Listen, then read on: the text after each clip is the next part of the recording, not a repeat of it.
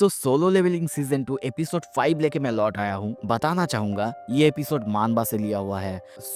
इस एपिसोड में जो भी दिखाया जा रहा है वो अपने एनिमे में पहले ही देख लिया है, तो प्लीज जाके एपिसोड 6-7 देख सकते हो, वो भी मेरे चैनल पे अवेलेबल है।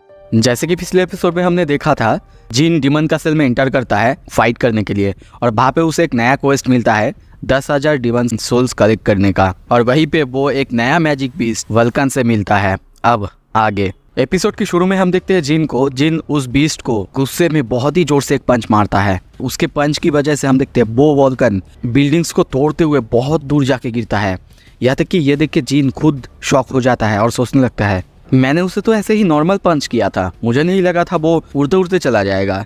हाँ, वैसे मैं सोचूं तो मेरा स्ट्रेंथ भी पहले से बढ़ गया है। तभी वो सामने देख के चौंकता है क्योंकि वल्कन को कुछ भी नहीं हुआ था, वो बिल्डिंग के अंदर से बाहर निकल रहा है। और तभी नोटिस मिलता है वल्कन अपनी रेज मोड ऑन कर रहा है, जिसकी वजह से अब उसके सारे जो स्टैट्स 50% इंक्रीज हो जाएगा।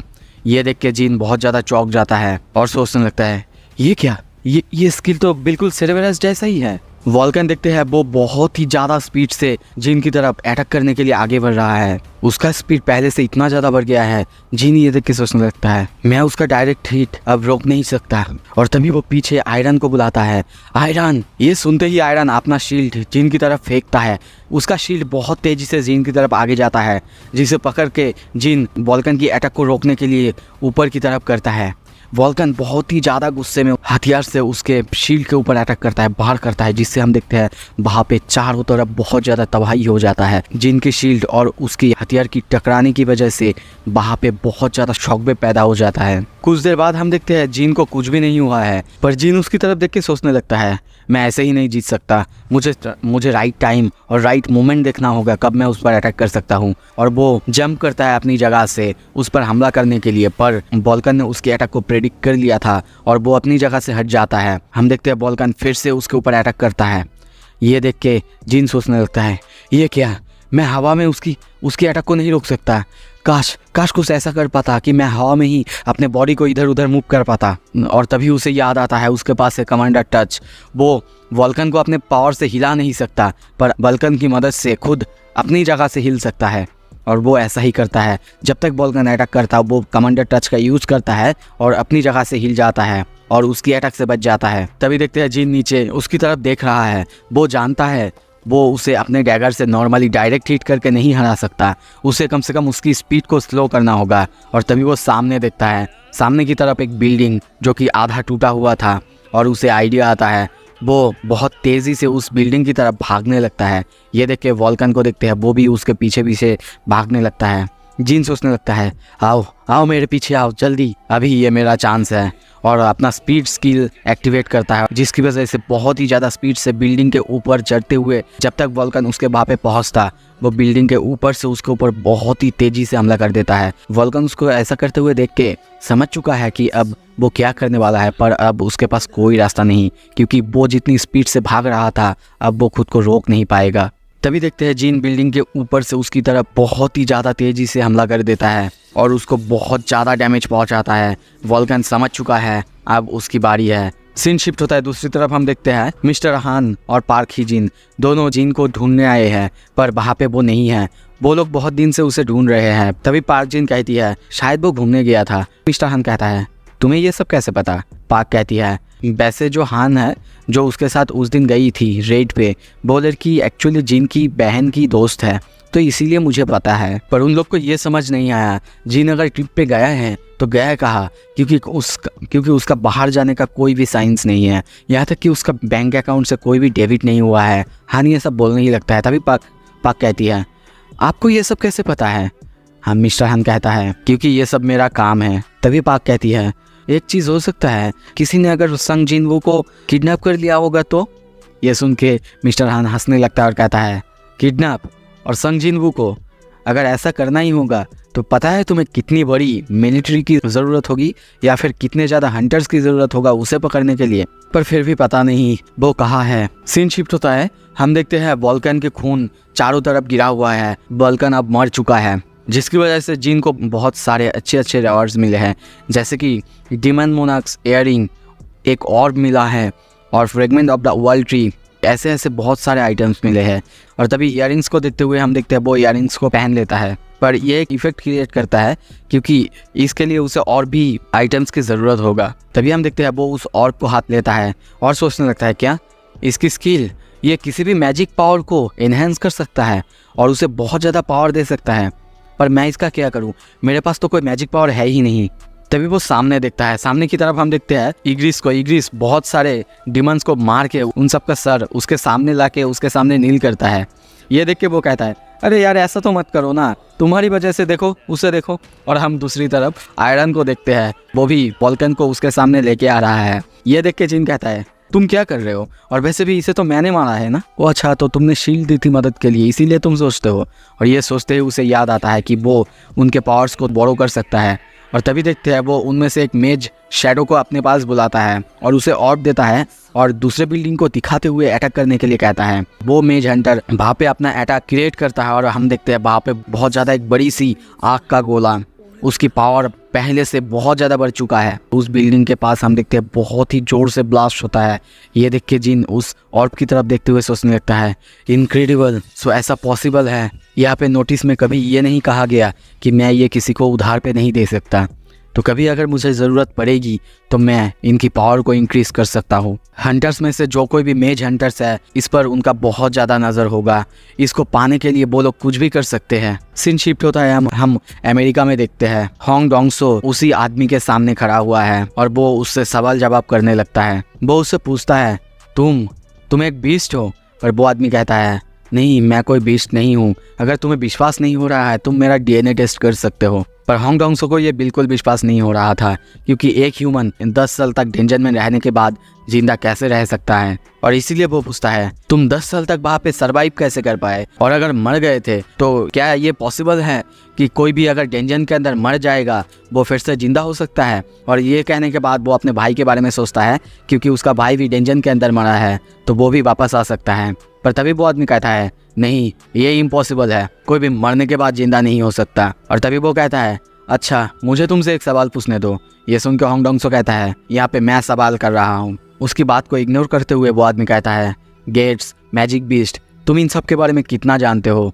ये सुन के होंग डोंगसो थोड़ा सा सोचने लगता है और तभी कुछ देर बाद कहता है क्या तुम ऐसा कह रहे हो कि तुम्हें कुछ ऐसा पता है जो कि हमें नहीं। और तभी वो आदमी बहुत ज़्यादा सीरियस होकर कहता है डेंजन्स, गेट्स, मैजिक बीस्ट ये सब तो टिप ऑफ द आइसबर्ग है। एक पावरफुल फोर्स अवेकन हो चुका है जो कि पूरी दुनिया में तबाही ला सकता है। ये सुनकर होंग डोंगसो कहता है तो तुम यहाँ पे आए हो उसे रोकने, तो ये जो डिस्ट्रक्शन है ये क्या है, मुझे बताओ इसके बारे में। पर वो आदमी कहता है मैं इसके बारे में तुम्हें नहीं बता सकता। ये सुन के होंग डोंगसो थोड़ा सा हंसने लगता है और कहता है तुम आए हो यहाँ पे डिस्ट्रक्शन रोकने, पर तुम ये नहीं बता सकते कि क्या है वो डिस्ट्रक्शन। अच्छा मुझे ये नहीं पता तुम किस बारे में बात कर रहे हो, पर तुम्हें नहीं लगता हमारे यहाँ पे कितने सारे हंटर्स और कितने पावरफुल लोग हैं जिसके बारे में तुम बात कर रहे हो वो कुछ भी करेगा इससे। पर ये सुन के वो आदमी कहता है वैसी ताकत के सामने कोई भी टीम, कोई भी मीडियोकर हंटर्स जाके नहीं टिक सकता, और वैसे तुम्हें देख के लगता है तुम भी काफ़ी स्ट्रांग हो। ये सुनकर होंग डोंगसो सोचने लगता है क्या काफ़ी स्ट्रांग, वो मुझे नीचा दिखा रहा है। ये सुनने के बाद वो कहता है तो तुम ऐसा कहने की कोशिश कर रहे हो सिर्फ तुम ही उसे रोक सकते हो, सच में तुम मेरे टाइम को वेस्ट कर रहे हो। और तभी वो उसके फाइल की तरफ देखने लगता है और सोचने लगता है उसका नाम है सोंग लिहान। हाँ वैसे वो फोटो की तरह दिखता है मगर 10 साल के हिसाब से उसका एज अभी भी नहीं बढ़ा है। पर तभी फाइल को देखते हुए उसे कुछ ऐसा दिखता है जो देख के वो पूरी तरह से चौंक जाता है और कहता है अच्छा पहले मुझे तुम ये बताओ तुम्हारे बीबी और तुम्हारे 2 बच्चे हैं तो उन सब का नाम क्या है। वो आदमी एक एक करके जवाब देता है और जब वो उसके बेटे का नाम कहता है जो कि है सोंग जिनवू, ये सुन के होंग डोंगसो बहुत ही क्रीपी सा स्माइल देता है। उसकी तरफ देखते हुए वो आदमी कहता है क्या हुआ। तो एक्चुअली दोस्तों जैसे कि मैंने पिछले एपिसोड में कहा था इस आदमी का बहुत ज़्यादा इम्पोर्टेंट रोल है। सो ये है सोंग जिनवू का पापा और इसके पीछे बहुत ज़्यादा मिस्ट्री है, आगे बहुत कुछ होगा। सो देखते रहिए और चैनल को सब्सक्राइब कीजिए प्लीज़। वो उसकी तरफ देखते हुए कहने लगता है मुझे उसकी तरफ देखते हुए कुछ अजीब सा महसूस हो रहा है। वो कहता है क्या हुआ। ये सुन के होंग डोंगसो उसकी तरफ देखते हुए गुस्से में कहता है मैंने तुम्हें ऑलरेडी बता दिया ना, यहाँ पे मैं सवाल कर रहा हूँ। ये सुन के वो भी बहुत ज़्यादा गुस्सा होता है और कहता है मुझे आंसर दो, अगर नहीं दोगे तो मुझे ताकत से तुमसे जवाब निकालवाना पड़ेगा। ये सुन के हम देखते हैं होंग डोंगसो को और ज़्यादा गुस्सा आ जाता है और वो बटन को बीप करके उन सारे ऑफिसर्स को कहते हैं डेप्यूटी डायरेक्टर, ये जो आदमी है ये एक बीस्ट है और ये जल्दी ही अटैक करने वाला है, पूरे जगह को साफ कीजिए। ये सुन के वो आदमी बहुत ज्यादा चौंक जाता है और तभी देखते हैं दोनों एक दूसरे पर गुस्सा करने लगते हैं। होंग डोंग-सो तभी कहता है, मैं अभी अभी कोरिया से वापस आया हूँ, मैं तुम्हें एक चीज़ बता दूँ, जो तुम्हारे बेटे के साथ हुआ है वो मर चुका है। ये सुन के वो आदमी यानी संग लिहान बहुत ज़्यादा चौंक जाता है और तभी होंग डोंग-सो फिर कहता है, और देख के तो ऐसा लगता है अब तुम भी तुम्हारे बेटे के पास जाने के लिए तैयार हो। सीन शिफ्ट होता है, दूसरी तरफ हम जीन को देखते हैं। वो एक आर्मी ऑफ डेड के सामने है, हज़ारों डिमंस उसके सामने हैं जो कि उस पर हमला करने के लिए रेडी है, सिर्फ मीटस यानी जो इस फ्लोर का मेन बीस्ट है उसके कहने पे। तभी वो अपने सारे शैडोज़ को देखते हुए कहता है, आयरन, इग्रिस, रास्ता क्लियर कर दो। और उसका ये कहते ही सारे के सारे शैडोज बाहर निकल के उन सारे बीस्ट पर हमला करने लगते हैं और हम देखते हैं वो सब आसानी से सारे बीस्ट को खत्म कर रहे हैं। ये देख के मेन बीस्ट की हालत यानी मीटस की हालत बहुत ज्यादा खराब है। तभी वो देखता है सामने जिनवू को, उसे देखते ही वो डर जाता है। जिन को देखते हैं, वो उसको देखते हुए कहता है, तुमने सच में कभी ये सोचा नहीं था कि यहाँ पे कोई तुम्हें मारने आ सकता है। और देखते हैं उसकी बात सुन के मीटर्स डरने लगता है। ये देख के जिनको थोड़ा सा अजीब लगता है और वो कहता है, क्या सच में अनडेड ये भी डर सकते हैं? छोड़ो, अब फर्क नहीं पड़ता। और तभी देखते हैं वो मीटर्स पर हमला कर देता है और आसानी से उसको स्लैश करते हुए बाहर निकल जाता है। सीन शिफ्ट होता है, कुछ देर बाद हम देखते हैं वो सारे मरे हुए बीस्ट के ऊपर बैठा हुआ है, उसका लेवल अप हो चुका है और आखिरकार वो मीटर्स को हरा के अपना क्वेस्ट कंप्लीट कर चुका है। वो आसपास की सारी हालत देखते हुए सोचने लगता है, मीटर्स वो 100 उससे भी ज़्यादा बीस्ट को अपने पावर से समन कर सकता है। आई विश कि मैं उसे अपना शैडो बना सकता, पर पता नहीं क्यों मैं इन सारे डिमंस को शैडो नहीं बना पा रहा हूँ। तभी उसके हाथ में हम एक नेकलेस को देखते हैं। उसे देख के वो सोचने लगता है, अब मैं समझ गया, जो सारे बॉस होते हैं उन सब की मरने के बाद वो कुछ आइटम्स छोड़ जाते हैं जो मैं यूज़ कर सकता हूँ। तभी वो उसे भी पहन लेता है इयररिंग्स के साथ। अब ये कंप्लीट हो चुका है, अब सिर्फ एक चीज़ बाकी है जिसके वजह से उसे बाद में नया कुछ पावर मिलेगा। उसे गले पे पहनते ही वो कहता है, वाह, ये तो बिल्कुल सेम चीज़ है जैसे कि मैं लेवल अप कर रहा हूँ, पर यहाँ पे अभी भी एक आइटम बाकी है जो कि मुझे और एक बॉस लेवल मॉन्स्टर को हराने के बाद मिलेगा। तभी नोटिस में देखते हैं वो 10,000 सोल्स कलेक्ट कर चुका है। ये देखने के बाद वो कहता है, अब मेरे पास कोई ताकत नहीं है कि मैं आगे जाऊँ। वो अपना क्वेस्ट कंप्लीट कर चुका है। इसके वजह से जैसा कि रूल था उसे 3 के 3 रिवॉर्ड मिलते हैं।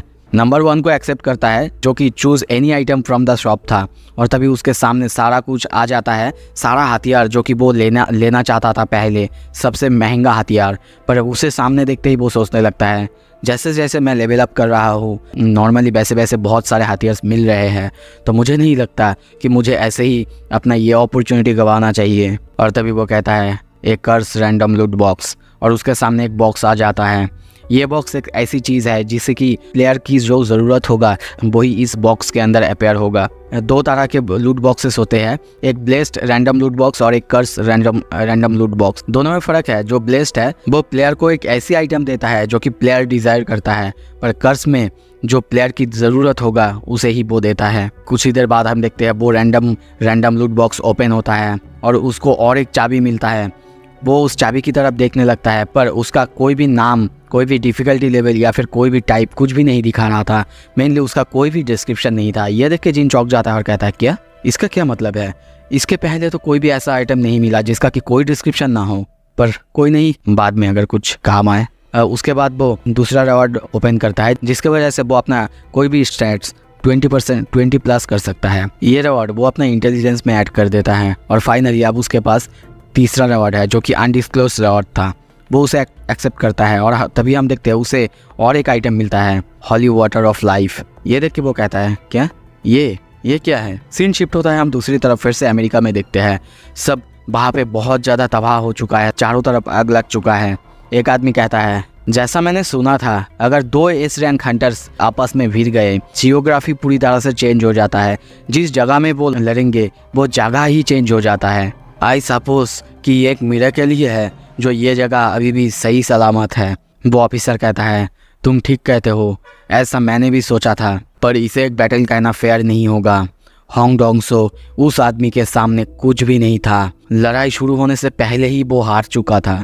होंग डोंग-सो को देखते हैं, पत्थरों के बीच वो गिरा हुआ है, उसकी हालत बहुत ज़्यादा ख़राब है। सीन शिफ्ट होता है, हम हॉस्पिटल में देखते हैं जिन की माँ को। जिन अपने माँ को देख रहा है और तभी वो उसी आइटम को बाहर निकालता है, हॉली वाटर ऑफ लाइफ, जिसकी मदद से वो दुनिया की किसी भी डिजीज को खत्म कर सकता है, जिसमें उसे एक पोशन मिलेगा जिसको पीने से कोई भी डिजीज कुछ भी पूरी तरह से खत्म हो सकता है। और वो ये सोचने लगता है शायद इससे वो अपनी मॉम की मदद कर सके। पर इसको बनाने के लिए 3 चीजें चाहिए होंगे, जिसमें से 2 चीजें वॉल्कन और मिटस को हरा के उसे मिल चुका है, पर अब उसे चाहिए purified blood of the demon king. और वो जानता है वो उसे ऊपर वाले फ्लोर्स यानी शायद इस डेंजन की बॉस को हराने के बाद मिलेगा। वो ये भी सोचता है 1 हफ्ते के अंदर मैंने बहुत ज़्यादा लेवल अप कर लिया है, यहाँ तक कि मैं अब एक एस रैंक हंटर भी बन चुका हूँ। वो अपनी मॉम को देखते हुए कहता है और कुछ ही दिन मॉम, और अब नो मोर प्रिटेंडिंग। और तभी कोरियन हंटर एसोसिएशन में देखते हैं एक आदमी फ़ोन पर किसी से बात कर रहा है